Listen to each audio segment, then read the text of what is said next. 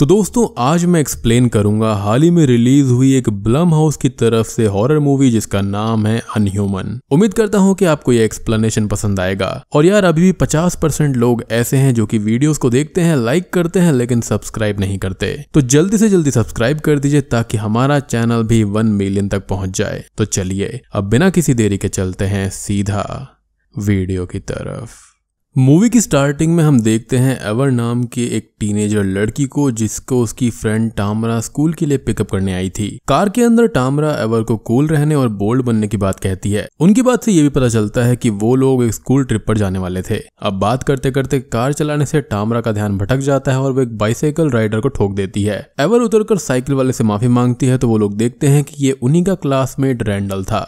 Fortunately Randall को चोट नहीं लगी थी, लेकिन तभी वहां पर स्कूल के बुली स्टूडेंट जो होते हैं वो आ जाते हैं और रैंडल को टीज करने के लिए उसके ऊपर ड्रिंक्स फेंक देते हैं। उसके बाद हम देखते हैं एक पीटी टीचर मिस्टर लोरेंसो को जो कि बच्चों को बस में बैठा रहे थे और उनके फोन्स को कलेक्ट कर रहे थे। मिस्टर लोरेंसो यहाँ पर स्कूल ट्रिप के इंचार्ज थे और वो ट्रिप पर कभी भी बच्चों को फोन नहीं रखने देते थे और ये चीज हमारे स्कूल में भी हुआ करती थी। इनफैक्ट सभी स्कूल में होती होगी। खैर बच्चों के बस में बैठ जाने के बाद में मिस्टर लोरेंसो उन्हें नेचर और ट्रिप्स के सिग्निफिकेंस के बारे में स्पीच देते हैं और उनकी बस ट्रिप पर निकल पड़ती है। बच्चे ऑफ कोर्स यहाँ पर मिस्टर लोरेंसो की बात पर ध्यान नहीं दे रहे थे, जैसे कि हम भी अपने टीचर्स की बातों पर ध्यान नहीं दिया करते थे। खैर थोड़ी देर के बाद में हम देखते हैं कि मिस्टर लोरेंसो जो कि इस ट्रिप के इंचार्ज थे वो खुद बस में आराम से सो रहे थे। यानी कि इंचार्ज तो आप हो कहने को, लेकिन आप नींद मार रहे हो। खैर उनकी नींद खुलती है और उन्हें लगता है कि वो लोग किसी गलत रास्ते पर हैं। मिस्टर लोरेंसो अपने बस ड्राइवर वेन से पूछते हैं कि ये बस गलत रास्ते से क्यों जा रही है। लोरेंसो वेन पर हल्ला करने लगते हैं और वेन भी आर्ग्यूमेंट में पड़ जाता है। तभी अचानक से ही बस के सामने वाले विंडशील्ड पर कुछ हिट करता है और पूरा शीशा खून से भर जाता है। अब इस वजह से होता यह है कि सामने कुछ भी दिखाई नहीं देता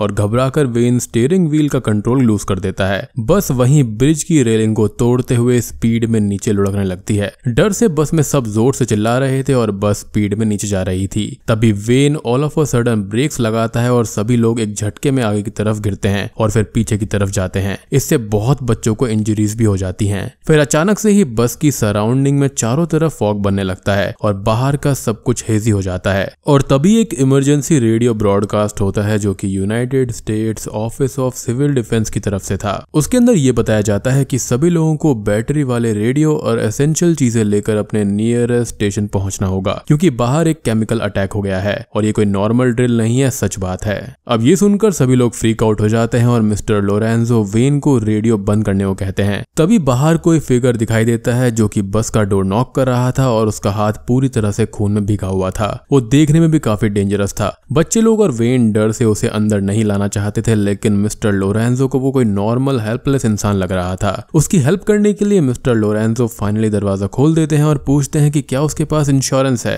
रैंडल और स्टीवन वहीं आगे बैठे हुए थे जो कि उस इंसान को देखकर बहुत डर जाते हैं और गेट खुलते ही पीछे भाग जाते हैं। और तभी वो आदमी लोरेंसो पर बिना कुछ कहे ही उस पर अटैक कर देता है और अपने दांत से उसके फेस को नोच के काट लेता है। इससे लोरेंसो बहुत ब्लीड करने लगता है और बच्चे घबराकर पीछे साइड भागने लगते हैं। जिसके बाद में वो आदमी वेन पर अटैक करने आता है और बच्चे लोग पीछे वाली इमरजेंसी एग्जिट से भागने लगते हैं। अब डैनी, हंट, जेसी, टामरा, एवर, स्टीवन और रैंडल पीछे से एस्केप कर पाते हैं, लेकिन बाकी बच्चे अंदर ही फंस गए थे। एवर एक स्टूडेंट कैंडस को बचाने की कोशिश भी करता है, लेकिन वो आदमी उसे वापस अंदर खींच लेता है। फिर ये सातों बच्चे वहां से एस्केप कर बस से बहुत दूर भाग जाते हैं और जंगल के बीच में कहीं पहुंच जाते हैं। उन्हें कोई भी आइडिया नहीं था कि चल क्या रहा है और वो आदमी था कौन, क्या वो वाकई में आदमी था या कुछ और था। इसी बात पर रैंडल ये बोलता है कि जिस आदमी ने उन पर अटैक किया था हो सकता है कि वो ज़ॉम्बी होगा क्योंकि केमिकल सीजर वाला रेडियो ब्रॉडकास्ट पूरी कंट्री के लिए था। रैंडल उन्हें एक अबैंडन्ड बिल्डिंग की तरफ इशारा करता है और कहता है कि वो लोग वहां पर जाकर छुप सकते हैं। अब डैनी बिल्डिंग के अंदर बढ़ता है और उसको एक्सप्लोर करता है, लेकिन तभी उसका पैर ब्लड पर फिसल जाता है और एक डेड हॉर्स पर वो जा गिरता है। डैनी को ज़ॉम्बी वाली बात पर भरोसा नहीं था। उसको लग रहा था कि वो आदमी कोई साइकोपैथ होगा और सबको मार रहा होगा। फिर भी ये बच्चे उस बिल्डिंग को और एक्सप्लोर करते हैं और उसको देखने पर ये एक अबैंडन्ड आर्ट स्टूडियो लग रही थी। अब ये बच्चे लोग समझदारी का काम करते हैं और सबसे पहले बिल्डिंग की सारी एंट्रेंस को वेस्ट आइटम से बंद कर देते हैं और फिर वेपन्स के लिए सर्च करने निकल जाते हैं। वो लोग अब दो ग्रुप में बट जाते हैं। पहले ग्रुप के अंदर डैनी, हंट, जेसी और टामरा थे और दूसरे ग्रुप के अंदर एवर, स्टीवन और रैंडल। अब इसी बीच एवर और स्टीवन के बीच में पहली बार बातचीत होती है। स्टीवन एवर को बहुत पसंद करता था। एवर और स्टीवन दोनों एक दूसरे को अपनी थ्योरी बताते हैं कि ये सब क्या हो रहा है। यहीं पे रैंडल को एक स्पेयर भी मिल जाता है, यानी कि भाला। अब सारे एंट्रेंसेस और विंडो को बंद कर देने के बाद में ये बच्चे लोग फिर सब एक साथ हो जाते हैं और सोचने लगते हैं कि आगे करना क्या है। तभी बाहर से उन्हें कैंडस की आवाज सुनाई देती है जिसको उस आदमी ने पकड़ लिया था। आवाज सुनकर वो लोग बाहर देखते हैं तो वहां पर सिर्फ कैंडस नहीं बल्कि वो साइको आदमी भी खड़ा हुआ था जो कि कैंडस को एज अ बेट यूज कर रहा था। एवर यहाँ भी कैंडस की हेल्प करना चाहती थी लेकिन बाकी लोग उसको रोक देते हैं। अब जब बहुत देर तक कोई भी बाहर नहीं आता तो वो साइको किलर कैंडस पर अटैक कर देता है और उसे मारने लगता है। ये चीज सब लोग देख रहे थे और उन्हें लगने लगा था कि अब कैंडस मर चुकी है। तभी अचानक से ही उनका ड्राइवर वेन एक एंट्रेंस तोड़कर अंदर आ जाता है और उसके मुंह से खून निकल रहा था। वेन अपने होश में नहीं था और बहुत डिफरेंट बिहेव कर रहा था। वेन की हरकत देखकर ऐसा लगता है कि वो सच में एक ज़ॉम्बी बन गया है।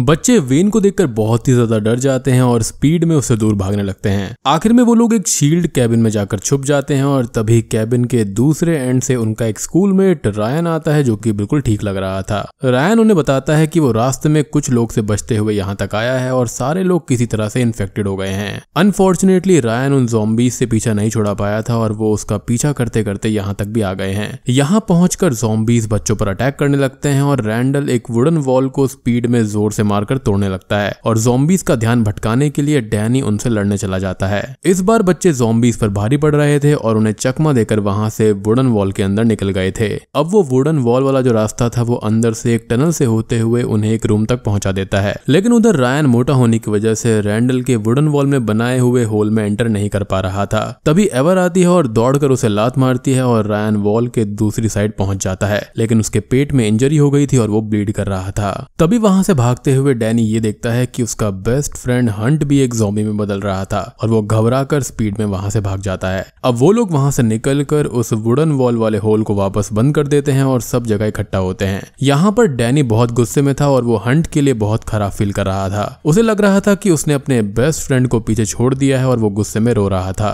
डैनी अब रोते रोते रियलाइज करता है कि इस रूम के अंदर ढेर सारे मैनिक्विन्स हैं जो कि उन्हीं फ्रेंड्स को रिप्रेजेंट कर रहे हैं और ये लोग सब ऐसा ही डिजर्व करते हैं। ये देखकर बाकी लोग भी शॉक्ड हो जाते हैं। तभी हम देखते हैं कि डैनी को काफी अजीब लग रहा था तो सभी लोग उससे पूछते हैं कि वो ठीक तो है ना, जिस पर डैनी उन्हें एक ज़ॉम्बी का बाइट का निशान दिखाते हुए ये कहता है कि हाँ वो बिल्कुल ठीक है। लेकिन ऑब्वियसली वो ठीक नहीं था क्योंकि उसको एक ज़ॉम्बी ने काट लिया था। ज़ॉम्बी वेन जो कि बिल्डिंग में तभी से घूम रहा था वो कहीं से अंदर आ जाता है और फिर से बच्चों पर अटैक कर देता है। तभी रैंडल एक स्टिक उठाकर वेन को जोर से मारता है और वो उसको उसके सर पर तब तक मारता रहता है जब तक वो बेहोश होकर जमीन पर नहीं गिर जाता। डैनी फेड अप होकर कुछ पेंट कैंस को लेता है और ऊपर की तरफ जाने लगता है। वो इन सब को जला देना चाहता था लेकिन इन्फेक्शन की वजह से वो धीरे धीरे ट्रांसफॉर्म होता जा रहा था।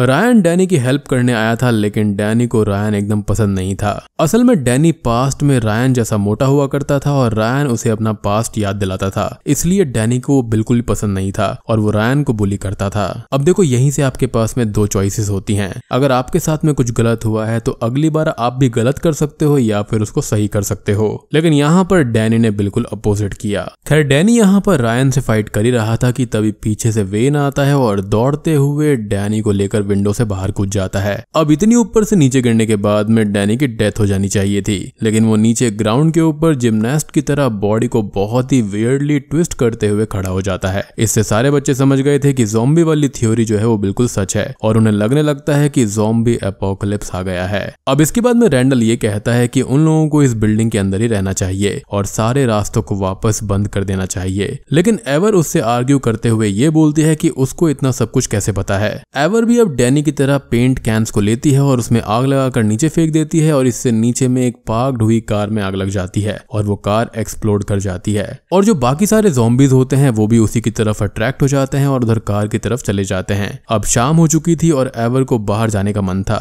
एवर को बस में जाकर वहां से फोन लेकर अपनी मम्मी को कॉल करना था, लेकिन टामरा को यह आइडिया बिल्कुल भी पसंद नहीं आता और वो एवर को रैंडल के साथ रहने बोलती है, लेकिन एवर नहीं मानती। फिर स्टीवन भी एवर को समझाने आता है, लेकिन एवर ने तो सोच लिया था कि वो बस की तरफ जाएगी और वो उल्टा स्टीवन को ही सुनाने लगती है। फिर एवर और स्टीवन बस में जाते हैं जहां पर मिस्टर लोरेंजो फोन्स को रखे हुए थे और वहां से उस बैग के अंदर से वो फोन्स को निकालने लगते हैं, लेकिन अनफॉर्चुनेटली फोन्स डेड थे और उनका ये प्लान फेल हो गया। अब एवर को ये लगने लगता है कि ये काम करके वो बहुत बड़ी बेवकूफ बन गई है, लेकिन स्टीवन उसको दिलासा देने लगता है। स्टीवन ये बोलता है कि वो इस बात को अप्रिशिएट करता है कि एवर यहाँ पर सॉल्यूशन ढूंढने की इतनी कोशिश कर रही है। इससे एवर को अच्छा फील होता है और वो दोनों किस करने के लिए आगे बढ़ते हैं, लेकिन तभी स्टीवन पीछे हट जाता है और बोलता है कि एवर के माउथ में मड लगा हुआ है। तभी एवर रेडियो देखती है और उसको प्ले करने लगती है, तो उसके अंदर सेम मैसेज उसको सुनाई देता है जो कि सुबह भी सुनाई दिया था और रेडियो के अंदर कैसेट टेप भी था और इससे एवर समझ जाती है कि सुबह जो अनाउंसमेंट हुआ था वो असली नहीं था, इनफैक्ट किसी ने ये पूरा का पूरा सेटअप किया था।